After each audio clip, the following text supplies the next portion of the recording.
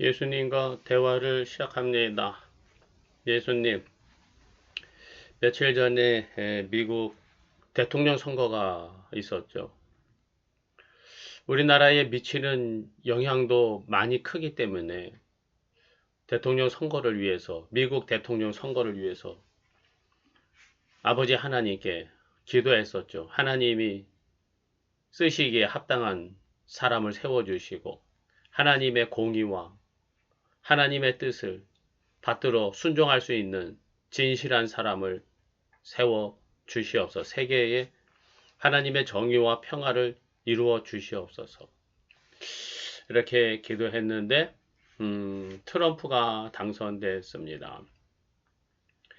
세계가 어떻게 변할까? 우리나라에 어떤 영향을 미칠까? 이런 생각을 좀 해보고 있습니다. 하나님의 생각과 사람의 생각은 차원이 다르다. 이런 생각을 합니다. 꼭 이런 사람이 되어야 되는데, 보통 이렇게 생각하지만은, 내 생각과 다르다고 해서 내가 원하는 것과 다른 결과가 오는가? 그것은 아니라고 생각합니다. 세상이 어떻게 될 것인지는 사람에게 달린 것이 아니라 하나님께 달렸겠죠. 예수님이 주관하시고 예수님이 역사하시는 줄로 믿습니다. 누가 미국의 대통령이 되었든지 세계의 정의와 평화를 위한 변화가 이루어지기를 기도합니다. 예수님. 또한 예수님을 믿고 구원받는 자들이 더하여지기를 원합니다. 하나님의 선하시고 기뻐하시고 온전하신 뜻이 이루어지는데 미국의 대통령도 사용해 주시고 세계의 많은 권력자들, 지도자들을 사용해 주셔서 온 세계가 하나님이 기뻐하시는 세상, 정의와 평화가 이루어지는 세상이 되게 하여 주시옵소서. 나의 예수님. 요즘에 그 혈당이 제가 평균 한 110 정도 되는 것 같아요.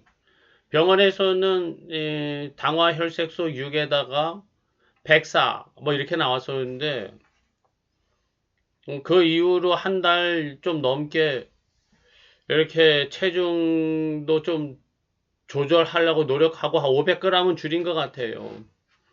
하루에 그 식후에 운동도 30분씩 하고 또 하루에 2번은 걷고 이렇게 하는데도 혈당이 식전 혈당 아침에 일어나서 밥 먹기 전에 평균 110입니다. 110 예수님.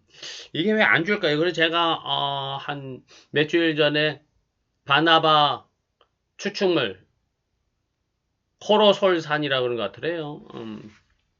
그 영양제를 사가지고 하루에 한 알씩 먹는데 뭐 좀 내려갈 거라고 뭐 광고는 그렇게 하는데 안 내려가네요.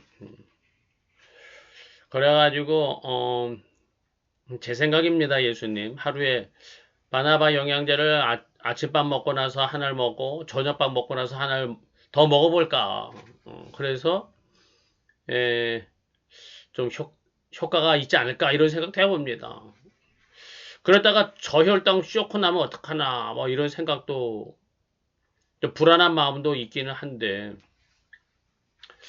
한번 일단 먹어볼까 그럽니다. 예수님이 지켜주시기를 바랍니다. 이게 뭐 약은 아니니까 먹었다고 해서 뭐 저혈당 쇼크가 온다거나 그럴 거는 아니라고 생각합니다.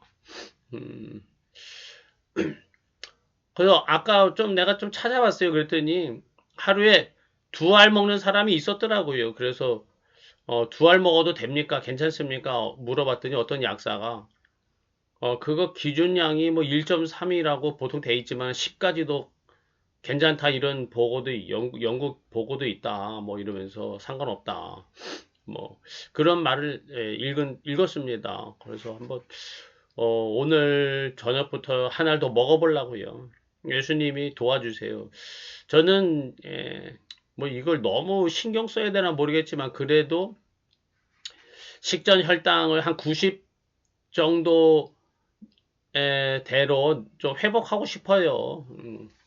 그냥 이렇게 살다가 점점 올라가가지고 혈당약, 당뇨병으로 발전해야 되나 뭐 한다 그러면 할 수는 없겠지만은 또 이런 경계선에서 많은 사람들이 회복되기도 하는데 예수님께 간구합니다. 예수님.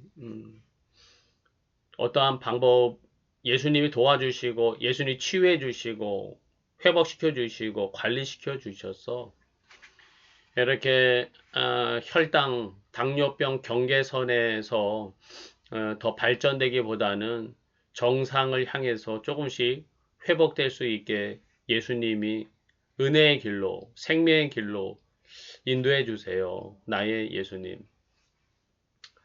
집사님 한 분이 자기 집 장만하려고 참 그런 간절한 마음을 가지고 살았는데 잘 안 됐어요. 그 얘기를 들었습니다. 그래서 오히려 이제 조그만 집에서 혼자 살게 되었다고 그렇게 하더라고요. 좀 마음이 좀 착잡합니다. 저도 마음이 착잡하고 그 집사님도 마음이 안 좋겠죠. 한번 신방을 가기로는 했습니다. 가기로 했는데 신방 가려니까 무슨 말씀을 전해야 되나 뭐 이런 생각합니다. 근데 신앙생활 좀 더 확실하게 예수님 바라보고 해라. 이런 말이 막 생각이 막 올라왔었는데요. 요즘에 제가 아침에 또 욥기를 이렇게 좀 한 장씩 또 읽어 나가고 있는데 와, 욥의 친구들이 욥에게 하나도 위로해주거나 공감해주는 말을 한마디도 안 하는 거를 이렇게 보면서 야, 어떻게 저럴 수가 있을까 했는데 저도 성도 가정에 방문해서 말씀 전할 때 똑바로 해라. 제대로 해라. 믿음 생활 똑바로 해라. 이런 말만 하고 지적질만 하고 온다면은 욥의 친구들하고 뭐가 다를까? 이런 생각도 들었습니다.